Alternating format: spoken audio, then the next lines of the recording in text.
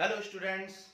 तो आज हम डिटरमिनेंट स्टार्ट करेंगे। जिन बच्चों ने मैट्रिक्स चैप्टर नहीं देखा है, चैप्टर 3 नहीं देखा है, तो सबसे पहले चैप्टर 3 के वीडियोस देख लें, उसके बाद ही डिटरमिनेंट स्टार्ट करें।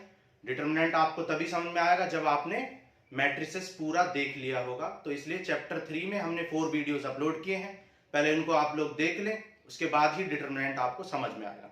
ठीक है, चलो स्टार्ट करते हैं डिटरमिनेंट्स। तो डिटरमिनेंट स्टार्ट करने से पहले सबसे पहले हम समझेंगे कि डिटरमिनेंट कहते किसको हैं। ठीक है, तो डिटरमिनेंट कहते किसको हैं ये समझने के लिए आपको थोड़ा सा पेशेंस रखना पड़ेगा। चलो पहले समझते हैं कि डिटरमिनेंट किसको कहते हैं। तो मान लो, देखो, मान लो कि ये 2 इक्वेशंस आपको दे रखी हैं, 2 इक्वेशंस आपको दे रखे, a1x b1y plus c equal to 0 और इक्वल टू c1 कह लो। ठीक है, और a2x plus b2y equal to c2। ठीक है, तो हम जानते हैं कि ये जो 2 इक्वेशंस हैं, इन 2 इक्वेशंस का सॉल्यूशन, यूनिक सॉल्यूशन तब होता है, कब होता है? Condition of unique solution. Condition of unique solution. Condition of unique solution क्या होती है? आपने 10th क्लास में पढ़ा होगा। कंडीशन ऑफ यूनिक सॉल्यूशन होती है a1 upon a2 should not be equal to b1 upon b2। तो कंडीशन ऑफ यूनिक सॉल्यूशन ये होती है। तो हमारे मैथमेटिशियंस ने क्या किया, इस इक्वेशन को थोड़ा सा रीअरेंज किया और क्रॉस मल्टीप्लाई किया। a1 into b2 is not equal to a2 b1, जिसे हम इस साइड शिफ्ट करके क्या लिख सकते हैं, a1 b2 is a1 b2 minus a2 b1 is not equal to 0। तो हमारे मैथमेटिशियंस ने कहा कि इस कंडीशन को हम इस तरीके से रीअरेंज कर सकते हैं और फिर इसको मैथमेटिशियंस ने क्या किया, एक मैट्रिक्स की फॉर्म में लिख दिया। मैट्रिक्स की फॉर्म में लिख दिया कैसे? a1 b2 और यहां पे a2 b1 इस फॉर्म में लिख दिया। a1 a2 b1 b2 इस फॉर्म में लिख दिया और कहा कि जब इसको जब आप एक नंबर की फॉर्म में कन्वर्ट करोगे, मतलब इस फॉर्म में कन्वर्ट करोगे, तो ये आपको एक नंबर देगा। क्या नंबर देगा? ये आपको एक नंबर देगा a1 b2 minus a2 b1। ठीक है, ये एक नंबर देगा which should not be equal to 0। तो आप कह सकते हैं कि कंडीशन ऑफ यूनिक सॉल्यूशन ये होती है और ये होती है, क्योंकि ये हमने इससे ही निकाली है। तो ये हो सकती है, ये भी कंडीशन ऑफ यूनिक सॉल्यूशन है एंड ये भी कंडीशन ऑफ यूनिक सॉल्यूशन है। ठीक है, तो इस मैट्रिक्स से रिलेटेड, इट मैट्रिक्स से एसोसिएटेड जो हमें नंबर मिलेगा a1 b2 minus a2 b1, this is called determinant. Why this is called determinant? Because it determines the nature of the solution of these equations. ये determine करता है कि इन equations का solution कैसा होगा, यूनिक होगा, नो सॉल्यूशन होगा, क्या होगा। तो a1 b2 minus a2 b1 जब नॉट इक्वल टू 0 आ जाए, मतलब this is not equal to 0 आ जाए, तो आप कहते हैं कि इन इक्वेशंस का सॉल्यूशन क्या आएगा, यूनिक सॉल्यूशन आएगा। तो क्योंकि ये इक्वेशन आपको बताती है कि इन इक्वेशंस का सॉल्यूशन कैसा आएगा, यूनिक आएगा, नो सॉल्यूशन आएगा, ये डिटरमाइन करती है। इसलिए इस इक्वेशन को या इस मैट्रिक्स को क्या कहते हैं? डिटरमिनेंट कहते हैं। ठीक है, तो आप कह सकते हैं कि डिटरमिनेंट क्या होता है? Determinant is the number associated with a square matrix. Determinant is the number associated with a square matrix that determines the nature of the solution of the two linear equations। दो आपको determine करता है, ये बताता है कि given equations का solution का नेचर कैसा होगा, यूनिक होगा, नो सॉल्यूशन होगा, ये बताता है आपको। ठीक है, तो आपको समझ आ गया होगा कि डिटरमिनेंट किसे कहते हैं। मैं फिर से रिपीट कर देता हूं, determinant is a number associated with a square matrix that determines या that tells you about the nature of the solution of the linear equations. ठीक है, ओके, तो डिटरमिनेंट आपको समझ आ गया। अब इसको हम एक क्वेश्चन के थ्रू समझते हैं। जैसे हमें एक क्वेश्चन दिया x plus y equal to 7 and x minus y equal to 1, x plus y equal to 7 and x minus y equal to 1। ये आपको हमने दो इक्वेशंस दे दी और आपको चेक करना है कि इन इक्वेशंस का सॉल्यूशन कैसा होगा, यूनिक होगा या नहीं होगा। तो सबसे पहले आप क्या कहोगे, सबसे पहले आप कहोगे कि इसको आप डिटर्मिनेंट की फॉर्म में लिख लो, ठीक है, डिटर्मिनेंट की फॉर्म में लिख लेंगे या मैट्रिक्स की फॉर्म में लिख लो सबसे पहले। तो आप जब इसको मैट्रिक्स की फॉर्म में लिखोगे तो इसका कोएफिशिएंट क्या है 1, यहां पर कोएफिशिएंट क्या है 1, इसका कोएफिशिएंट क्या है 1, इसका कोएफिशिएंट क्या है -1 और इनटू xy इक्वल टू 7 1। आप इन इक्वेशंस को इस फॉर्म में लिख सकते हैं। कैसे लिख सकते हैं, क्योंकि आपने मल्टीप्लिकेशन पढ़ा था, कैसे मल्टीप्लाई करते हैं, इस रो को इस कॉलम में मल्टीप्लाई करेंगे। तो कैसे करेंगे, फर्स्ट रो को फर्स्ट कॉलम में करेंगे, तो फर्स्ट एलिमेंट को फर्स्ट एलिमेंट में प्लस सेकंड एलिमेंट को सेकंड एलिमेंट और इक्वल टू 7। तो आप लिख सकते हैं x plus y equal to 7 और ये क्या आएगा x minus y equal to 1। तो आप इन इक्वेशंस को इस फॉर्म में लिख सकते हैं। ओके, तो जब आप इसको इस मैट्रिक्स को डिवाइड में लेके जाओगे तो ये मैट्रिक्स इधर डिवाइड में जाएगी तो ये इनवर्स में आ जाएगी, अपॉन में जाके इनवर्स में आ जाएगी। और जब आपको ये जो मैट्रिक्स गिवन है, इस मैट्रिक्स को जब आपको चेक करना है कि इसका सॉल्यूशन कैसा होगा, तो आप इस मैट्रिक्स का क्या निकाल लोगे, डिटर्मिनेंट निकाल लोगे, डिटर्मिनेंट ऑफ मैट्रिक्स। ठीक है, मैंने माना कि ये एक मैट्रिक्स ए है, तो डिटर्मिनेंट ऑफ मैट्रिक्स को इस तरीके से भी रिप्रेजेंट कर सकते हैं, इस तरीके से भी। तो आप इसका डिटर्मिनेंट निकालोगे और हमने आपको बताया था डिटर्मिनेंट क्या होता है, determinant is the number associated with the square matrix and that number is defined as a1 b2 minus a2 b1। तो आप कैसे निकालोगे, a1 b2 that is 1 into -1 minus 1 into 1 which is -1 -1 and -2 which is not equal to 0। क्योंकि आपने देखा कि इस matrix का डिटर्मिनेंट 0 नहीं है, आपने देखा इस मैट्रिक्स का डिटर्मिनेंट 0 नहीं है, तो इस मैट्रिक्स का डिटरमिनेंट 0 नहीं है, इसलिए ये कंडीशन ऑफ यूनिक सॉल्यूशन को सेटिस्फाई करता है। तो हम कह सकते हैं कि solution of equation 1 and 2 will be unique solution. ठीक है, इक्वेशन 1 और 2 का सॉल्यूशन क्या होगा, यूनिक होगा। अब हम सॉल्यूशन फाइंड करना भी सीख लेते हैं। हालांकि सॉल्यूशन फाइंड करना हम एक्सरसाइज 4.6 में सीखेंगे, लेकिन यहां पर हम ब्रीफली उसको समझ लेते हैं। ठीक है, तो ब्रीफली कैसे समझोगे, आपको एक्स वाई निकालने के लिए इसका इनवर्स निकालना पड़ेगा और इससे मल्टीप्लाई करना पड़ेगा। अब इनवर्स निकालना तो हमने आपको अभी सिखाया नहीं है, लेकिन आपको हम शॉर्टकट मेथड से इनवर्स निकालना सिखा देते हैं। तो देखो शॉर्टकट मेथड क्या होता है, आपको ए इनवर्स या किसी भी मैट्रिक्स का इनवर्स निकालना हो तो आप क्या करोगे, एडजॉइंट ऑफ ए करोगे और उसको डिवाइड कर दोगे मॉडुलस ऑफ ए से। एडजॉइंट ऑफ ए निकालोगे और उसको डिवाइड कर दोगे किससे, डिटर्मिनेंट ऑफ ए से। तो एडजॉइंट ऑफ ए निकालना सीखना पड़ेगा। अब एडजॉइंट ए निकालने का हम शॉर्टकट आपको बता देते हैं और जो एक्चुअल मेथड है वो हम आपको बाद में बता देंगे, बाद में सिखा देंगे।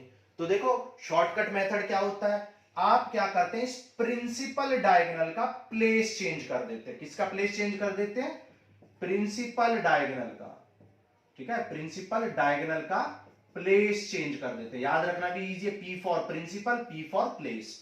तो प्रिंसिपल डायगोनल का प्लेस चेंज कर देंगे। तो इस -1 को यहां लिख देंगे और इस 1 को यहां लिख देंगे, प्लेस चेंज कर दिया। और अदर डायगोनल का साइन चेंज कर देंगे। ठीक है, अदर डायगोनल का साइन चेंज कर देंगे। तो 1 को -1 लिख देंगे और इस 1 को भी -1। याद रखना ये जो शॉर्टकट मेथड है किसके लिए वैलिड है, 2x2 के लिए। 3x3 के लिए भी शॉर्टकट मेथड होता है, वो हम बाद में डिस्कस करेंगे नेक्स्ट लेक्चर में। ओके, तो आपने एडजॉइंट ऑफ ए निकाल लिया। अब ए इनवर्स क्या होता है, adjoint of A upon modulus of A. Adjoint of A आपका क्या आ चुका है, -1 -1 -1 1 और मॉडुलस ऑफ ए आपने अभी निकाला था। ठीक है, मॉडुलस ऑफ ए क्या निकाला था, -2 निकाला था। तो जब आप -2 से डिवाइड करोगे तो क्या आ जाएगा, साइन चेंज हो जाएंगे, 1 1 1 एंड -1 माइनस से हमने डिवाइड कर दिया, 1/2 को एज इट इज रहने दिया। ओके, अब ए इनवर्स आपका आ चुका है और आपको पता है कि ए एक्स वाई कब निकलेगा, जब इसके इनवर्स को 7 1 से मल्टीप्लाई करेंगे। तो कर लेंगे, देखो कैसे करेंगे। तो इसके इनवर्स को हम किससे मल्टीप्लाई कर लेंगे, 7 1 से। और इसका इनवर्स क्या आ चुका है, ये आ चुका है 1/2 1 1 1 -1। तो इसको 7 1 से मल्टीप्लाई कर लो तो क्या आ जाएगा, ये आ जाएगा 1 into 7 7 1 into 1 1। तो फर्स्ट रो को फर्स्ट कॉलम में, फिर फर्स्ट रो को सेकंड रो को फर्स्ट कॉलम में। तो 7 into 1 7 -1 into 1 1। तो आपका ये क्या आ जाएगा, 7 + 1 and 7 minus 1 that is 8 and 6 और 2 से डिवाइड करेंगे तो क्या आ जाएगा 4 एंड 3। तो आपकी x की वैल्यू क्या आ चुकी है 4 एंड y की वैल्यू क्या आ चुकी है 3 आ चुकी है। आप इसको चेक भी कर सकते हो with in seconds. In questions की खास बात यही होती है कि ये 100% पेपर में आते हैं, प्लस इनको चेक करना बहुत इजी होता है। तो आपको नंबर लॉस करने का, गलती होने का, सिली मिस्टेक्स होने का भी कोई चांस नहीं है।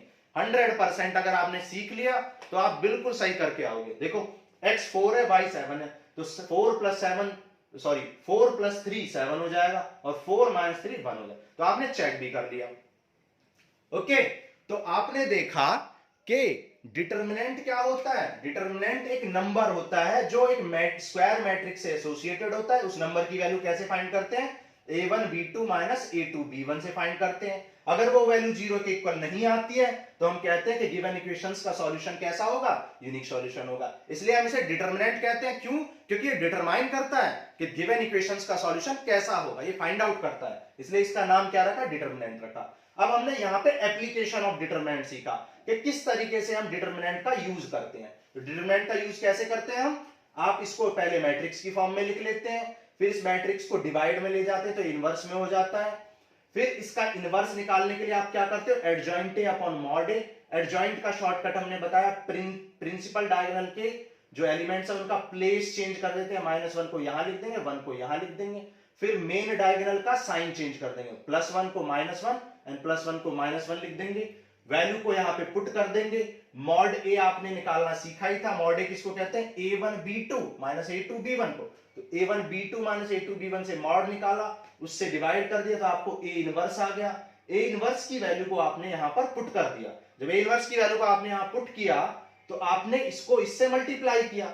मल्टीप्लाई करना आपको सिखा चुके हैं, फर्स्ट रो को फर्स्ट कॉलम में, सेकंड रो को सेकंड कॉलम में। मल्टीप्लाई करने के बाद आपने देखा x की वैल्यू 4 है, y की वैल्यू 3 है और आपने उसको सेटिस्फाई भी कर लिया। 4 + 3 7, 4 - 3 1, यानी कि हमारा आंसर बिल्कुल ठीक है। ओके, चलो आगे चलते हैं।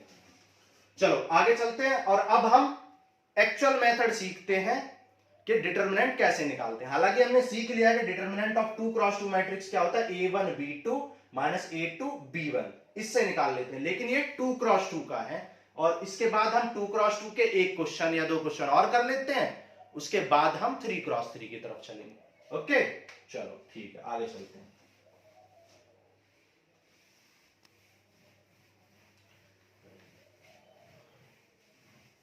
मैं आपको गारंटी दे सकता हूं किसी भी टीचर ने आपको ये नहीं बताया होगा कि डिटरमिनेंट क्या है, इसका यूज क्या है, इसका मतलब क्या है। तो आपको आज पता चल गया कि डिटरमिनेंट एक नंबर है which is associated with a square matrix that determines the nature of the solution of linear equations. Okay, चलो एक्सरसाइज 4.1 का क्वेश्चन नंबर 1 कर लेते हैं। Exercise 4.1 question number 1। Question number 1 देखो, क्वेश्चन नंबर 1 में आपको 2 - 5 4 - 1, अभी हमने आपको बताया था कि डिटरमिनेंट कैसे निकालते हैं। अभी हमने डिटरमिनेंट बताया था कि डिटरमिनेंट होता है a1 b2 minus a2 b1। तो निकाल लो, 2 × -1 माइनस -5 × 4, ये क्या आ जाए -2 minus into minus +20 that is 18। तो इसका डिटरमिनेंट क्या हो जाएगा 18 हो जाएगा। ओके, अब देखो क्वेश्चन नंबर 2 कर लेते हैं। 2 का फर्स्ट पार्ट कर लेते हैं। 2 का फर्स्ट पार्ट क्या है, cos theta minus sin theta sin theta cos theta. तो आप जानते हो डिटरमिनेंट कैसे निकलता है, this into this a1 b2, तो क्या हो जाएगा cos square theta minus this into this, तो ये माइनस साइन स्क्वायर थीटा, तो ये हो जाएगा cos square theta plus sin square theta and that is 1। तो आपका डिटरमिनेंट क्या आ गया 1 आ गया। ये क्वेश्चन नंबर 2 का फर्स्ट पार्ट था। देखो क्वेश्चन नंबर 2 का सेकंड पार्ट कर लेते हैं।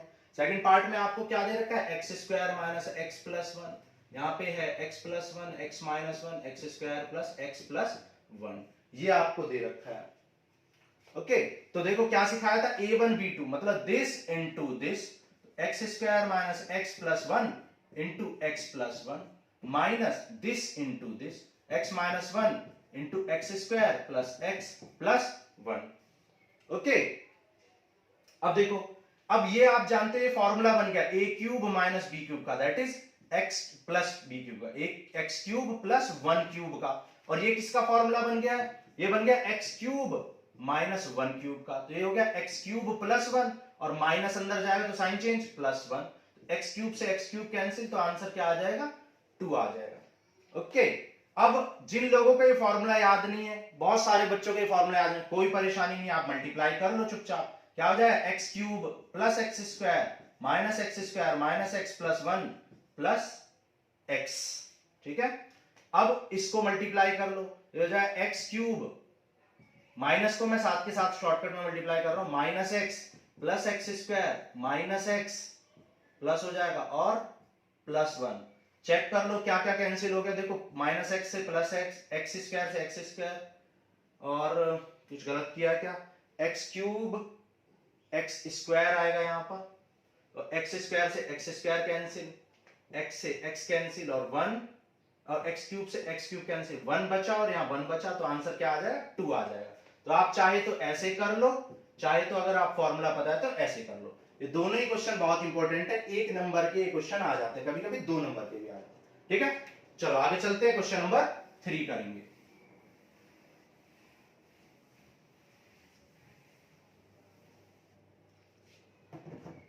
अब देखो क्वेश्चन नंबर 3, ये भी बहुत इंपॉर्टेंट क्वेश्चन है। ये 1 नंबर का या 2 नंबर का भी आ जाता है कभी कभी, और मुझे लगता है कि इसके आने के चांस इस बार भी बहुत ज्यादा है। तो आपको देखो क्या करना है, 2a का मॉडुलस या determinant is equal to 4 times of determinant of a। ये आपको प्रूव करना है, आपको ये prove that modulus of 2a is equal to 4 times of modulus of a। तो सबसे पहले आप क्या निकालोगे? 2a निकालोगे, उसका मॉड निकालोगे। तो 2a निकाल लो, 2a निकालने के बाद उसका क्या निकालेंगे? डिटरमिनेंट। तो पहले 2a निकालो। 2a कैसे निकलता है भाई? 2 से मल्टीप्लाई कैसे करते हैं हम? 2 से मल्टीप्लाई कैसे करते हैं? ईच एलिमेंट को 2 से करेंगे, तो क्या आ जाएगा? 2 4 8 4। तो 2 निकल गया। अब मॉडुलस ऑफ 2 निकाल लो। जब मॉडुलस निकालोगे तो आपको सिखा चुके हैं मॉडुलस कैसे निकलता है, this into this minus this into this. तो कितना हो जाएगा ये? 24 माइनस 24 आ जाएगा। सिमिलरली आप 4 मॉडुलस ए निकालना है, तो पहले आप मॉडुलस ए निकाल लो। राइट हैंड साइड के लिए आप मॉडुलस ए निकाल लो। मॉडुलस ए कैसे निकलेगा? 1 2 4 2, तो 2 1 जा 2, 4 2 जा 8, दैट इज -6। अब आपको 4 टाइम्स ऑफ डिटरमिनेंट ए निकालना है, तो 4 से मल्टीप्लाई कर दो, ये आ जाएगा -2 4। तो आप देख सकते हैं LHS is equal to RHS। LHS और RHS इक्वल हो गए हैं, तो क्वेश्चन नंबर 3 आपका हो गया। Question number 4 same as question number 3 है, आपको इसको सॉल्व करना है। लेकिन आप सोच रहे होगे कि अभी हमने 3 क्रॉस 3 का डिटरमिनेंट नहीं सिखाया, तो अभी सिखा देंगे, टेंशन मत लो। तो क्वेश्चन नंबर 4 आपको खुद से करना है, सिर्फ मैं आपको डिटरमिनेंट निकालना सिखा देता हूं 3 क्रॉस 3 का। ठीक है, तो क्वेश्चन नंबर 5 का फर्स्ट पार्ट मान लो हम उठा लेते हैं। क्वेश्चन नंबर 5 का फर्स्ट पार्ट, 3 -1 -2 0 0 -1 3 -5 0। ये क्वेश्चन है, आपको इसका डिटरमिनेंट निकालना। अभी तक आपने 3 क्रॉस 3 का 2 क्रॉस 2 का डिटरमिनेंट निकालना सीखा है, अब हम 3 क्रॉस 3 का डिटरमिनेंट निकालना सीखेंगे। तो देखो बिल्कुल ध्यान से सीखना है। और देखो डिटरमिनेंट ऑफ 3 क्रॉस 3 को हम 6 तरीके से निकाल सकते हैं, 6 मेथड से। Expanding along row 1, expanding along row 2, expanding along row 3। Similarly column 1, column 2 and column 3 के अलोंग भी एक्सपेंड कर सकते हैं। हम आपको 2 मेथड दिखा देंगे, 2 तरीके, बाकी आपको प्रैक्टिस करनी है। ठीक है, तो देखो हमें डिटरमिनेंट ऑफ ए निकालना है, तो कैसे? देखो एक्सपेंडिंग अलोंग रो 1 कर रहे हैं हम पहले, एक्सपेंडिंग अलोंग रो 1, रो 1 के अलोंग एक्सपेंड कर रहे हैं। तो कैसे करते हैं? देखो सबसे पहले इस नंबर को यहां लिख लो, इसके रो और इसके कॉलम को छोड़ दो, रिमूव कर दो, जो बचा हुआ है उसको लिख लो। फिर ये जो नंबर लिखा हुआ है इस नंबर को लिख लो और इसके आगे माइनस लगा लो, इसके आगे यहां माइनस लगा लो। फिर इस नंबर के रो और कॉलम को छोड़ दो, जो बचा है उसको लिख लो। फिर इस नंबर को एज इट इज लिख लो और इसके रो और इसके कॉलम को छोड़ दो, बाकी बचे हुए को लिख लो। मल्टीप्लाई करो 0 माइनस इंटू माइनस प्लस 5, लेकिन हमने आपको सिखाया था मॉडुलस कैसे निकलता है, a1 b2 minus a2 b1, minus होता है यहाँ पर, तो ये 2 क्रॉस 2 का मॉडुलस है, तो क्या आ जाए a1 b2 minus a2 b1, तो ये प्लस 5 हो जाएगा, तो ये माइनस 5 हो जाएगा बीच में, 3 5 जा 15 आ जाएगा ये आपका। अब देखो ये माइनस इंटू माइनस प्लस हो जाएगा, और 0 और माइनस लगाएंगे 3 इंटू माइनस माइनस 3 हो जाएगा, तो ये क्या आ जाएगा प्लस 3 आ जाएगा, माइनस 2, 5 इंटू 0 0, 3 इंटू 0 0, तो ये पूरा 0 आ जाएगा, तो आपका आंसर क्या आ जाएगा -12। तो आपका इसका डिटर्मिनेंट -12 आ गया। कैसे निकाला आपने, एक्सपेंडिंग अलोंग रो 1, ठीक है। अब देखो याद कैसे करना है आपको कि किसके आगे माइनस लगाना है और किसके आगे प्लस लगाना है, तो आप ऐसे याद रखो, इसके आगे प्लस लगाना है, फिर माइनस, फिर प्लस, फिर यहां माइनस लगाना है, फिर प्लस लगाना है, फिर माइनस लगाना है, फिर प्लस लगाना है, फिर माइनस लगाना है, फिर प्लस। एक मेथड ये है। दूसरा मेथड क्या है, आप देख सकते हो कि देखो जितने भी डायगोनल एलिमेंट है, ये भी डायगोनल है तो इसको प्लस लगाना है, इसको भी प्लस लगाना है, इसको भी प्लस, ठीक है, ये भी डायगोनल, इसको भी प्लस, इसको भी प्लस, इसको भी, मतलब जितने भी डायगोनल एलिमेंट है ये वाले, इनको आपको प्लस लेना है, और बाकी ये वाले जो एलिमेंट है ये नॉन डायगोनल है, इनको आपको माइनस लगा के लिखना है। ओके, तो आपने ये देखा कि एक्सपेंडिंग अलोंग रो 1 कर लिया। अब एक्सपेंडिंग अलोंग कॉलम 1 भी दिखा देते हैं हम आपको, ठीक है। एक्सपेंडिंग अलोंग कॉलम 1 के अलोंग एक्सपेंड करना सिखा देते हैं। देखो कॉलम 1 में पहला एलिमेंट क्या है 3, दूसरा एलिमेंट क्या है 0, और थर्ड एलिमेंट क्या है 3, ठीक है। आपने देखा था कि डायगोनल एलिमेंट को पॉजिटिव लिखना, तो ये डायगोनल एलिमेंट है तो ये पॉजिटिव लिखेंगे, इसको पॉजिटिव लिख लो, 3 को लिख लिया, 0 को नेगेटिव लिख लो, लिख लिया, इस 3 को पॉजिटिव लिख लो, लिख लिया। जब 3 लिखेंगे तो 3 वाली रो और 3 वाले कॉलम को स्किप कर देंगे। क्वेश्चन अगर दिख नहीं रहा है तो बुक से देख लो आप, इसको रो छोड़ देंगे, इसको 0 -1 -5 0, 0 -1 -5 0, फिर 0 वाली रो और कॉलम को छोड़ देंगे, -1 -2 -5 0, -1 -2 -5 0, 3 को छोड़ दो तो 1 -2 0 -1 -1 -2 0 -1, मल्टीप्लाई कर लो, देखो 3 0 -5 तो हो जाएगा -15, यहां पर देखो ये सब कुछ 0 हो जाएगा, 0 से मल्टीप्लाई, यहाँ 3 -1 इंटू 1 +1 तो आ जाएगा +1, और 0 इंटू -2 0, तो 3 इंटू 0 3 इंटू 1 3, ये आ गया आपका -12, दिख रहा है आपको नीचे।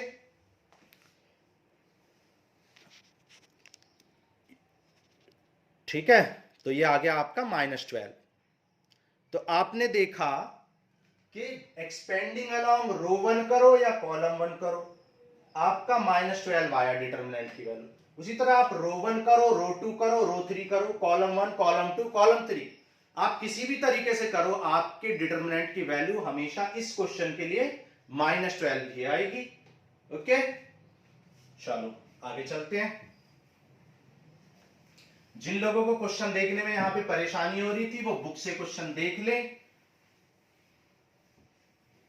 अगर आपको कोई चीज दिखती नहीं है तो कोई बात नहीं, आपको मैं जो नंबर्स लिखता हूं, क्वेश्चंस का सॉल्यूशन लिखता हूं, वो बहुत बड़ा लिखता हूं। मुझे नहीं लगता कि क्वेश्चन का जो सॉल्यूशन है वो नहीं दिखता होगा, हो सकता है कुछ सेंटेंस बहुत मैं छोटे लिख देता हूं, वो समझ में नहीं आते हैं, मान सकता हूं, लेकिन जो क्वेश्चन सॉल्व करते हैं हम तो वो बहुत बड़ा स्क्रीन पे मैं आप देखते हो बस 3 मुश्किल से 3 या 4 स्टेप लिखता हूं। चलो आगे चलते हैं। अब देखो क्वेश्चन नंबर 5 आपको खुद से करना है, सिर्फ आपको मॉड निकालना है वहां पर। क्वेश्चन नंबर 7 देखो, बहुत इंपॉर्टेंट क्वेश्चन है। Question number 7 2 4 1 2 4 5 1 2x 4 x 6, question number 7 का ये फर्स्ट पार्ट है। देखो कुछ बच्चे क्या करते हैं, इस 2 को इस 2x के इक्वल कर देते हैं, x की वैल्यू 1 ला देते हैं, इस x को इस 1 के इक्वल, x की वैल्यू 1, ठीक है। तो ऐसे बच्चों को फिर मैं यही कहूंगा कि आप मैट्रिक्स को सही से देख के आओ, और वहां पे देखो कि हमने मैट्रिक्स के लिए ऐसा बताया था कि मैट्रिक्स की इक्वालिटी के लिए सारे एलिमेंट इक्वल होने चाहिए, लेकिन ये मैट्रिक्स नहीं है। आप देख सकते हैं मॉडुलस है, डिटर्मिनेंट है, सॉरी ये डिटर्मिनेंट है, तो ये मैट्रिक्स नहीं है। तो आप ऐसा नहीं करोगे, अगर ये यहां ऐसे लिखा होता, ये इस तरीके से लिखा होता, तो आप ऐसा करते 2x = 2, क्योंकि हमने इक्वालिटी ऑफ मैट्रिक्स में पढ़ाया था कि इक्वालिटी ऑफ मैट्रिक्स तभी होती है जब उनके कॉरस्पॉन्डिंग एलिमेंट इक्वल होते हैं। तो यहाँ पे इक्वालिटी नहीं लगानी है, मैट्रिक्स नहीं लगानी है, यहाँ पे मॉडुलस लगाना है। मॉडुलस कैसे दिखाया था, a1b2 - a2b1, तो this into this minus this into this equal to this into this -6 × 4, ये आ जाएगा -18, 2x² - 24, -24 को इस साइड ले आओ तो ये आ जाएगा 2x² = 6, 2 3 जा 6, तो x की वैल्यू क्या आ जाएगी ±√3। अच्छा, कुछ बच्चे यहां पर भी गलती कर देते हैं, 2 - 20 को -18 आ गया, वो इसको +18 कर देते हैं। क्यों +18 कर देते हैं, वो सोचते हैं मॉड लगा हुआ, ये मॉड नहीं है। हालांकि मेरी भी स्लिप हो जाता है कभी कभी टंग से, मैं भी गलती से मैंने कई बार बोल दिया कि ये मॉडुलस, लेकिन ये मॉडुलस बिल्कुल नहीं है, ये डिटर्मिनेंट है। गलती से मैं बोल देता हूं और बच्चे इसमें बहुत कंफ्यूज रहते हैं। तो आपको ये समझना है कि ये डिटर्मिनेंट है, मॉडुलस नहीं है। तो यहाँ पे ऐसा कुछ नहीं होगा जो आप सोच रहे हो कि यहाँ मॉडल से बाहर निकलेंगी चीजें तो वो पॉजिटिव हो जाएंगी। जो नेगेटिव है वो नेगेटिव ही रहेगा, -18 ही रहेगा, क्योंकि ये डिटर्मिनेंट है, मॉडुलस नहीं है। मॉडुलस में ऐसा होता है। सेकंड पार्ट भी कर लेते हैं, चलो जल्दी से। क्वेश्चन नंबर 7 का 2 3 4 5 = x 3 2x 5। तो देखो 5 2 जा 10, 4 3 जा 12, 5x - 6x, याद आया -x, ये -2, माइनस से माइनस कैंसिल, तो x की वैल्यू क्या आ जाएगी 2 आ जाएगी। क्वेश्चन नंबर 8 x 18 2 6, सॉरी शायद मेरी बुक में कुछ मिसप्रिंट है, तो देख लेना आप लोग, सही लिख रहा हूं मैं, 6 2 18 6। तो ये आ जाएगा x² - 36 = 6 6 जा 36, 18 2 जा 36, 36 कैंसिल, तो x² - 36 = 0, तो x² = 36, x = ±6, x की वैल्यू क्या आ जाएगी ±6। तो ऑप्शन नंबर बी आपका करेक्ट हो जाएगा। गलती से भी +6 मत लिख देना, कभी आप सोचोगे मॉडुलस की वैल्यू पॉजिटिव होती है, ऐसा कुछ सोचो। तो आंसर जो हो जाएगा आपका 8th क्वेश्चन का बी पार्ट आंसर हो जाएगा। ठीक है, तो क्वेश्चन नंबर 8 का बी ऑप्शन सही हो जाएगा, आंसर आएगा +6। अब देखो, आप लोगों को मैं बहुत कम बोलता हूं, मोटिवेट कम करता हूं, लेकिन इसका मतलब ये नहीं है कि मैं आपको मोटिवेट नहीं कर रहा हूं तो आप पढ़ना छोड़ दें या आप प्रैक्टिस नहीं करें। आपको प्रैक्टिस करनी है बहुत ज्यादा। मेरे पढ़ाने से कुछ भी नहीं होगा आपकी, जब तक आप प्रैक्टिस नहीं करोगे, 10 बार क्वेश्चंस को सॉल्व नहीं करोगे, तब तक आपको कुछ भी समझ में नहीं आया। क्योंकि मैथ्स मेथड से बनी है, मैथ्स में मेथड्स होते हैं और उन मेथड्स को आपको प्रैक्टिस करना पड़ेगा। जब तक आप उन मेथड्स की प्रैक्टिस नहीं करोगे, आपको मैथ्स बिल्कुल नहीं आएगी। ठीक है, तो आपको कम से कम 2 से 3 घंटे प्रैक्टिस करनी है, और बाकी सब्जेक्ट्स के साथ साथ मैथ्स को भी बहुत ज्यादा टाइम देना है। और कुछ बच्चों को शिकायत होती है कि मैं कुछ क्वेश्चंस को स्किप कर देता हूं। तो देखो, क्वेश्चंस को स्किप करना पड़ेगा, क्योंकि हम जो मोस्ट इंपॉर्टेंट क्वेश्चंस हैं उनको डिस्कस कर रहे हैं। बाकी सभी क्वेश्चंस को अगर हम डिस्कस करेंगे तो फिर हमारा जो सिलेबस है वो इतनी जल्दी कवर नहीं हो पाएगा। तो हम आपको कॉन्सेप्ट क्लियर कराते हैं, बाकी आपको प्रैक्टिस करनी है। और अगर किसी भी क्वेश्चन में आपको प्रॉब्लम होती है तो आप कमेंट बॉक्स में लिखिए, हम आपके लिए वीडियो बनाएंगे उसके लिए, जितने भी आपकी प्रॉब्लम्स हैं। ओके, चलो ठीक है, फिर क्लास खत्म करते हैं। Thank you.